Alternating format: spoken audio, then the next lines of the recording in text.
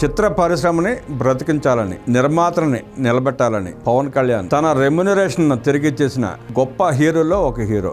ఆంధ్రప్రదేశ్ ఉప ముఖ్యమంత్రి, అగ్ర కథానాయకుడు పవన్ కళ్యాణ్ కీలక నిర్ణయం తీసుకున్నారు. ఆయన నటించిన historical action movie Harihara Veeramallu ఈ చిత్రం కోసం పారితోషికాన్ని తిరిగి ఇచ్చేస్తున్నట్లు తాజాగా ప్రకటించారు.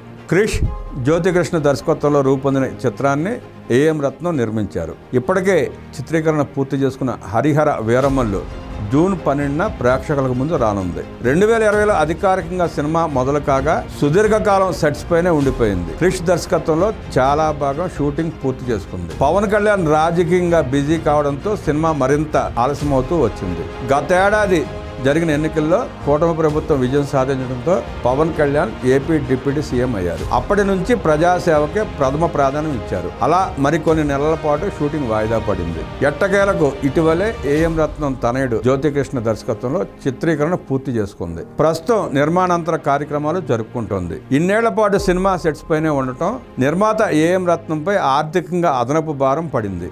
ఈ విషయాలను తెలుసుకున్న పవన్ కళ్యాణ్ తాను అడ్వాన్స్గా తీసుకున్న పారితోషికం మొత్తాన్ని తిరిగిచ్చేశారు. నిర్మాతల గురించి ఆలోచించే నటుల్లో ఒకరైన పవన్ కళ్యాణ్ ముందుంటారని మరోసారి నిరూపించారు.